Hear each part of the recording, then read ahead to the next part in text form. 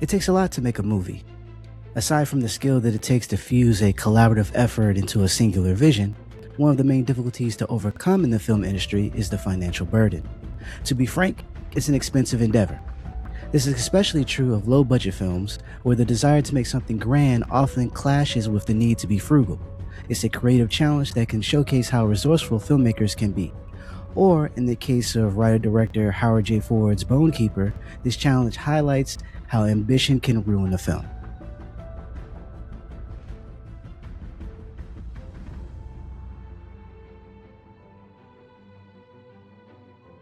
Bone Keeper is a low-budget horror film with all the makings of a straight-to-DVD/digital release. Stilted dialogue, awkward transitions between scenes, some decent acting.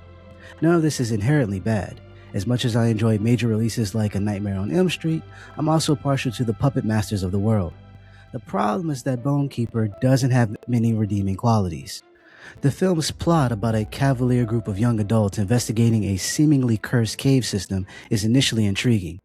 The part centered around Olivia Wheeler, Sarah Alexandria Marks' desperate search for her mother, who recently went missing after her own investigation, acts as a decent foundation to build upon.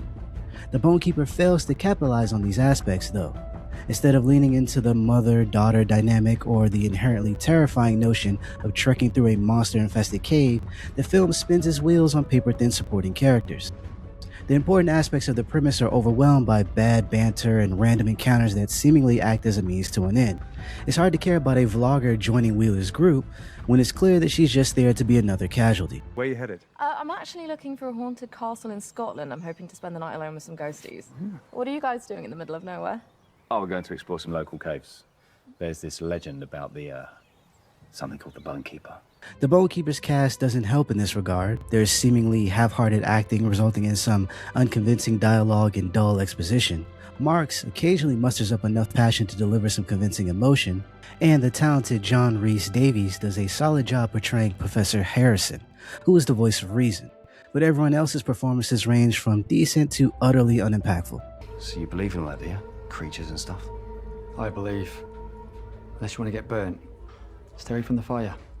Again, some of this is to be expected when watching low-budget horror films.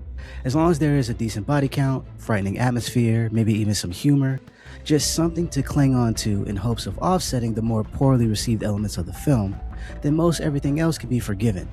But none of that really applies here.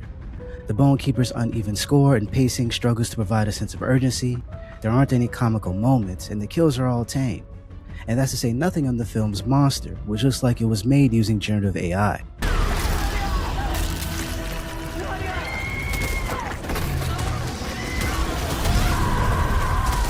Writer-director Howard J. Ford made a statement claiming that the film's creature was made using traditional special effects and that the AI was only used to facilitate its wild movements.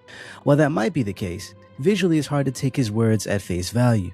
The sudden and often confusing changes in lighting, morphing faces, bodies blending into the environment, and multiple continuity errors are all consistent with the hallmarks of GenAI. The same goes for the film's mess of a monster, which effectively removes all of its bite. Ford has spoken about how the Bone Keeper is his passion project, how it is to be a scary creature feature made independently with his crew. It's a lofty goal.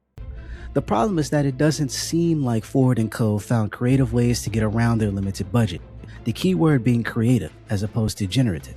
That's not to say that the Bone Keeper is 100% AI, but rather noting that it's hard to decipher how much traditional VFX work actually went into making the film.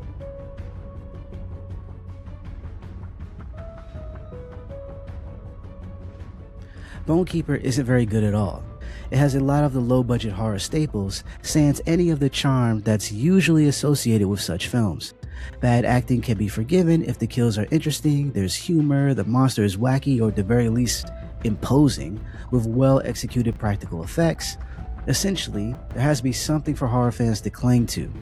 Regrettably, besides a decent showing from John Rhys Davies, Bone Keeper amounts to a lackluster and outright forgettable experience.